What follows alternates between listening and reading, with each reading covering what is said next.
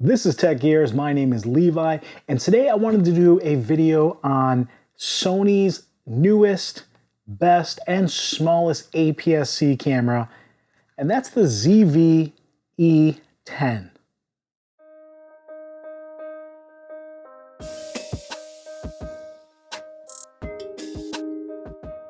This little beauty, which from here on forth, I'm actually going to go forward and call it the ZV-10, just so you guys know, has been so cool. This has been one of those tech devices that I'm just really happy I own, and it's so cute. This thing just fits in the hand so amazingly, and I just wanted to go over with you why it is so impressive, and why, if you're a content creator, if you're looking for a video camera, this is pretty much going to be the best value you're going to get out of any system for any price. Now, I know the biggest one a lot of people talk about is the Canon M50, and I just wanted to really get that one out of your minds. The Canon M50 is using an EF-M lens mount that is essentially obsolete. Canon's not making any lens for it. Whatever's out there is okay, and there's no third-party support, albeit there is a few Sigma lenses still there for it. But you're buying a dying system, and for the same price, if not cheaper, you can get this with Sony's E-mount system, in which, I'll tease it already, you can get some amazing glass like this Tamron here, or any full-frame mount, as well as you can upgrade by using the same lenses or buying full-frame lenses, and this is an ecosystem you can grow in. Now, if you want to stay with Canon, I think the Canon RP or the EOS RP might be a better option, but again, you're spending about $300 more, and the lenses are drastically more expensive on the RF mount. So something you really got to keep in mind when you're looking to get a dedicated camera for your content creation, you're upgrading from, say, just an iPhone. I'm going to tell you why this is better than any other Sony option you can get. But I'm also going to tell you why it doesn't make it the best for each person, but it's amazing. So let's jump right in. All right, so I just wanted to go over some of the specs that are unique to the ZV-10 that really has it being such a great value. This is listed for $699. With the kit lens, it's $799. And the package together is just this really cute, handheld, awesome piece of kit. And I have a few upgrades for you I'll talk about later on, but I'm just going to go through the list for this really awesome little camera. One, this really compares with the older 5000 series from Sony, the 5000, the 5100. Big difference between this one and that one, and one of the biggest difference is going to be no overheating. The biggest difference between this and, say, something like your 6300 or 6500 back in the day is going to be no recording limits. This also has the upgraded color science, which I believe they still brought around from the 6400 and 66. We'll get to that. One big difference between this, and we'll get to some other one, is the hot shoe is a full multi-interface dedicated hot shoe that is fully supported from Sony with all of their mics. Makes a huge difference. That was one of the big reasons. I shouldn't say big, but I wanted to upgrade from the 6600 because that is not fully supported when you have a digital mic. Now, like all APS-C cameras, this does have full downsampled 4K, and overall the battery life is greatly improved if you're coming from something like the ZV-1, which is much smaller than this, as well as the battery life is improved from the older 5000 and 5100 series. Now, if we're looking at the 6600, biggest difference is going to be price. That is a $1,400 camera, I believe. This is half the price. It's half the price, and you're getting a lot of the value you're getting from that on this. And you really have to tell yourself why you're spending that much more money. Now, the 6600 does have IBIS, but I kind of want to go over that. This does have active steady shot, but it's specific to just video. But that active steady shot, again, for video, is way better than whatever IBIS is used on the 6600. And the cool thing is, if you get a stabilized lens like this Tamron, it honestly is about the same as you getting IBIS. So it's something to think about when you're looking at really, should you spend the money on a 6600, or should you get something like this plus the Tamron, and it's giving you the best of both worlds. Now, some of the little details that I'd likely upgrade from the 6600 is this does have USB-C charging. I can now use a USB-C cable to charge my batteries, charge my A7C, as well as charge this without having to bring multiple different chargers and different cables. So that was a nice little upgrade, especially from the ZV-1 as well. And finally, just the flip screen. You don't have to get an adapter. You don't have to find a way to hinge it. That flip screen just works really well for multiple angle shots, and I think that's a really nice upgrade from anything in the 6000 line coming to this. Now, working our way down, if you were looking at the 6400, that is one that is very comparable. That's available for about $900, and used, I've seen them for probably $700 or $800. So we're starting to get in this price territory. Now, the biggest difference with this is going to be this does have a headphone jack, as well as it has been reported it does have about 10% better battery life.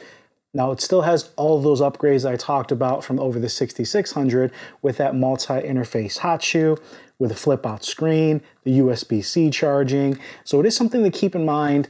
And we didn't even talk about the size being the smallest and lightest Sony camera has to offer today. And finally, the little brother that compares to this, the 6100. The 6100 is incredibly comparable. They're very similar in price point. The biggest difference, and really if you want to look at these two, is this does have picture profiles. Again, if you're using it for video, obviously that comes really handy. You can color match this with any other Sony camera you have, from an A7S III, an FX3, just down to an A7C or another 6600 or 6400. So that picture profile really is nice to have on a camera body that's so incredibly cheap, on top of all the other upgrades. Now, the 6100, again, is about the same build quality where it feels kind of cheap. So this, it fits though, because it's so small. On the 6100, it does feel cheap. On this, for whatever reason, the grip feels a little bit nicer and it just feels well packaged. Some of the other finer details that make this more of a video camera, and maybe it does go with the 6100, is because this does not have an EVF or an electronic viewfinder, there's nowhere to put your eye. You're just relying on this screen right here. This screen is actually much bigger than anything used for, and let's see if it focuses on there. Yeah, that's kind of cool. Anything used on the 6000 series. So it actually is a pleasure to use. It works perfectly well in bright daylight. And when you're using this for video, you can perfectly use this for photography. I know I had a small argument on some of the Sony Alpha pages on Facebook that, oh, this doesn't shoot RAW. It shoots RAW, guys. This is full 6000 series. You can use this perfectly well for photography, but in bright daylight, if you prefer to have an EVF, that is something you want to keep in mind. But I think everything that rounds this out, when you have a zoom rocker switch, and you can see how this moves, I love using this little zoom rocker switch purely for using clear image zoom. You can put any lens on here, and even if you have a prime, you now have a prime that has some zoom on it, which is really cool. I love the fact that this has the 3 mic array right here on top. So even if you don't have your mic with you, this mic is decent. Obviously, it's not the best, but it does the job, and I'm happy it has it. And finally, just the tally lights. Using this for video, it sounds silly, but there's a reason the FX3 has it and the A7S III has it. You have a tally light built not only into the camera in the front here, but also just built into the entire screen. And if I actually start recording here, let's see if I can click for you guys. It uses an all new function button where you simply click right here on top, and that takes me straight to video. And if I record video, hopefully you guys can see that the entire outside of the screen turns red, as well as you have that nice tally light in front, which I think is awesome, comes in really handy. Now again, you can perfectly take plenty of photos with this, but it is more dedicated to video. You do have your background defocus button, which if you know how to use cameras, that's something that's kind of nice if you're new to photography, as well as it does have your product showcase mode, which to be honest, I haven't used it yet. I played around with it when I first got it, but it's kind of nice. You're getting all these extra things that you can't get on any other Sony camera outside of the ZV-1, but it's something you can change the lens on, which is awesome. So now comes to the really cool part. If you're looking at the EV10 or ZV-10 versus the ZV-1, and that's just the ability to change lenses. I have the Tamron 17-70 here, which is fully image stabilized, gives you a lot longer reach, a 2.8 constant aperture, and I'm actually gonna change the lenses here because I can. One thing I really didn't like about the ZV-1 is that you were stuck with that 28mm wide angle side lens and it stopped at 70. You couldn't do any more.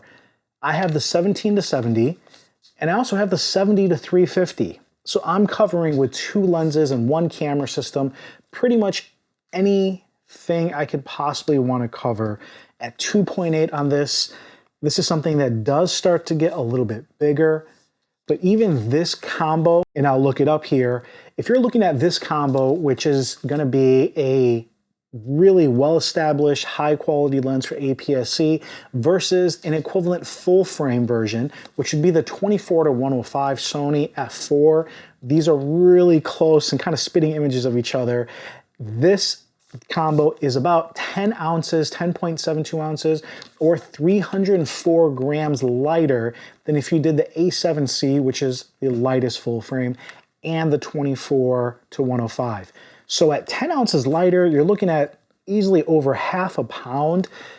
It's substantial to have this quality of a lens and camera body and ability to do whatever you want with that medium telephoto, that fairly wide end, image stabilized, and then being able to throw a 70-350 on there, which I've been able to use that to actually capture some soccer games with my nephews, and as well as some softball games with my nieces. It's really, really cool. And then on top of all this, if you're wondering, well, this is kind of a small body, right? It's hard to hold. You can see the size of my hand. Small Rig came out with some really cool accessories, and I really like this. This is just a grip plate. Let's see if it focuses. That goes on the bottom, and I'll actually screw it on for you guys right now. It makes it really easy. Let's see if it gets it. You literally just screw it in, and all of a sudden, you have a way better grip. Yeah, see that there? Where now my pinky fits on this, and it's just so much more comfortable as I can bring that down. And then if you notice, I don't have the little dead cat on top of here with the mic. Hopefully you guys can see that. That's because Small Rig came out with their own that has their own dead cat that is a little bit softer, which is kind of nice, but also gives you that additional cold shoe. So this is really nice, and I'll slot it in there. So now I can use this dead cat and keep that mic available, but also have a cold shoe. So if I did want to use what I'm using right now, let's say the Rode video mic, I can throw that here. I have another cold shoe option at the bottom. I can throw a light on here. It just gives you a lot of versatility and still a package that is really a lot lighter and a lot smaller than anything full frame or even anything on the APS-C line. All right, so I've given you guys a lot to think about as far as why the ZV-10 is amazing and why maybe you should be getting it. I just had a friend who wanted to get a video camera where they wanted to stream their church service. They wanted to get the best video camera they can get, but really had a tight budget. And honestly, the ZV-10 with its downsampled 4K footage, with the ability to have a tally light, and not even talk about the ability to plug in a USB-C here to any computer or PC or Mac and have it automatically stream without any additional software, is incredible. I could highly and easily recommend this. That all said, if you're doing sports, this is amazing, which I've done it a couple times. If you're taking this on a family vacation, you're outdoors, you have nice bright light, It's awesome. For my friend here who wanted to use it in the church, where they had stage lights, where they're using it, it's controlled lighting. This is great. But at the end of the day, it's still an APS-C camera. And if you're going to be using this in low light, if you're going to be using it mostly in indoors, or even if you're going to be using this at nighttime, honestly, I really don't enjoy using APS-C in anything where there's not an ideal lighting condition, where you're forced to use a prime lens. Unless you have, say, the Sigma line at 1.4, or I have some of the Sony GM primes at 1.4 and 1.2, even then, you're still not quite getting the low light capability as you would from almost any full frame. And that's a big difference. A lot of folks try to say you can get the same thing out of the APS-C. And again, in most lighting conditions during the day, in a controlled setting, in a studio with flash, you're going to be just fine. And this APS-C is going to be perfectly fine. And it's amazing. I've used this where I'm just coming up on the return window, and I'm just debating if this is something I want to use, because I do a lot of stuff at night. I do a lot of stuff indoors. I do a lot of stuff where it's not controlled lighting outside of the studio here. And I don't know if I can really get the full value out of this when I'm using something like our A7C here, which is full frame. You have something like the A7 IV that's coming out here pretty soon, or may already be out when you're watching this video.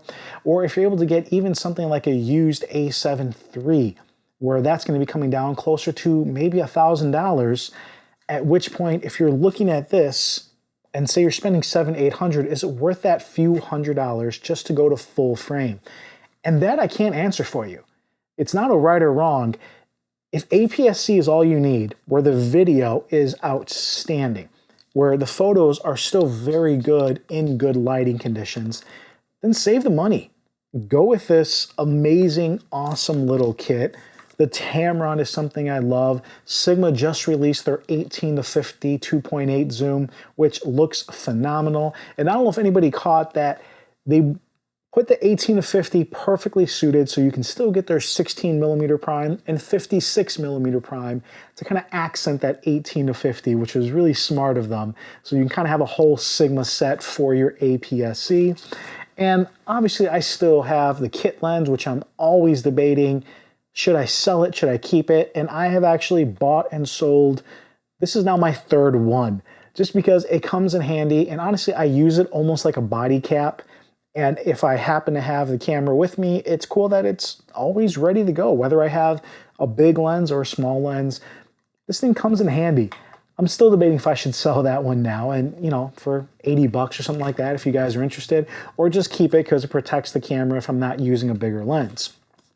All that said, when you rig this out and you have the grip on here that's more comfortable, and you have the lens on here that is awesome, at this point, and hopefully you guys can see it here,